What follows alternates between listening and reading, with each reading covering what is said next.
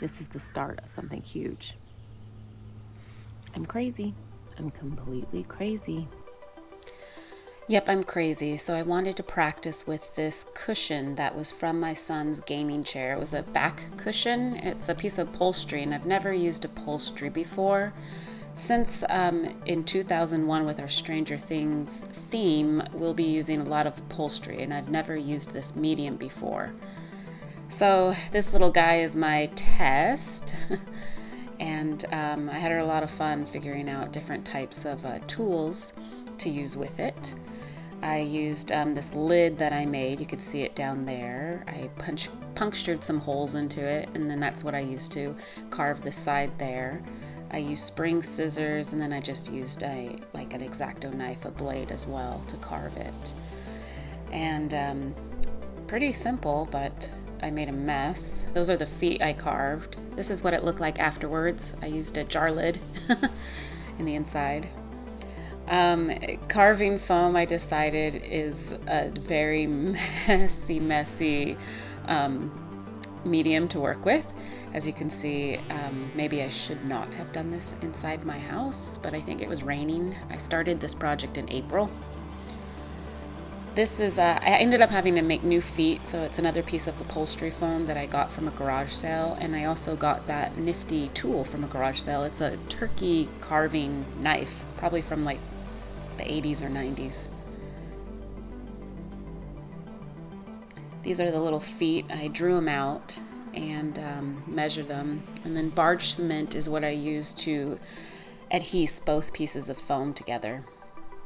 So after I carved it, here's a picture of their little feet. After that, I decided to paint it with some just outdoor latex paint, my go-to goof paint. After that, I decided to use the paper towel technique with some Mod Podge.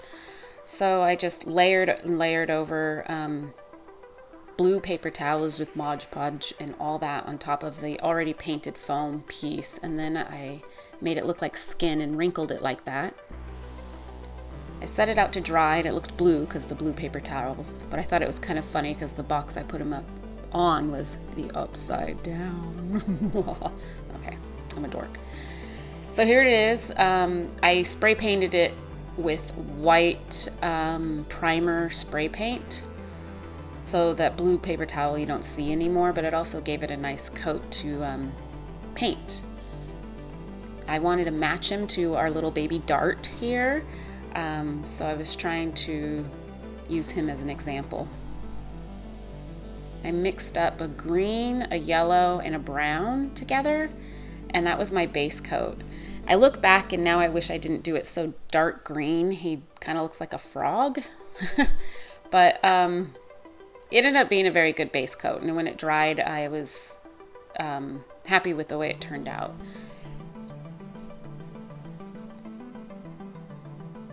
I left the inside white and I painted it red, and I don't think I filmed that part, so I apologize for that. The red, I ended up using like an apple red with brown mixed into it, so it was a little darker. Didn't record it, but I finished the airbrushing. Now I'm cleaning my brush. So there you go. This is what it looked like when it was done, when I was done airbrushing it, and then I sealed it with a sealant, a spray paint sealant. So I went some lighter colors over the top of them. Now these I made out of polymorphic plastic. About 2 months ago, it was raining outside and I made tons of these teeth. And so these teeth I'm going to glue on with hot glue and then cover it with diamond glaze. I love diamond glaze, it's my favorite. So I'm going to glue the teeth in there and then coat it with diamond glaze. So here I am using the hot glue gun. I just set it there and I put a little dollop of glue on each tooth. And then I would hold them in place as I glued them. And after they were all glued in with the hot glue, then I used the diamond glaze. It comes out white like milk, but don't worry, it dries clear. And my favorite thing to make it look like blood is add red food coloring. You mix it up really good. And yeah, mine spilt all over me. So there's my just mixing, and then there's my painting. So I got the bottom of the teeth because I liked the way it looked out, how it was red, like gums almost. And then once I was done painting all the red blood, I actually let it dry for an hour and went over it again to give it more of a saliva look with the clear. And that was it. I love him. He's so squishy.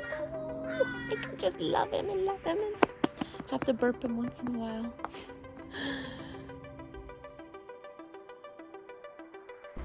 Well, thanks for watching, and he was a fun little test subject. Of course, I had a lot of fun with him.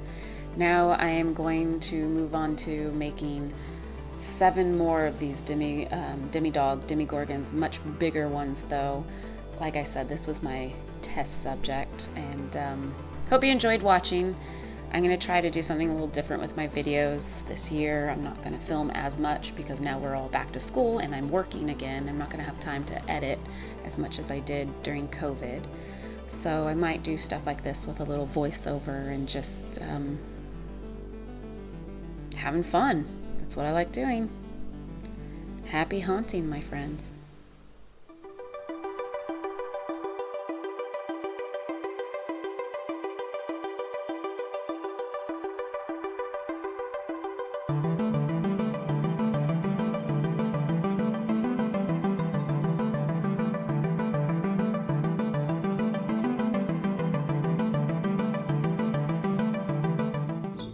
He is our first prop of 2021.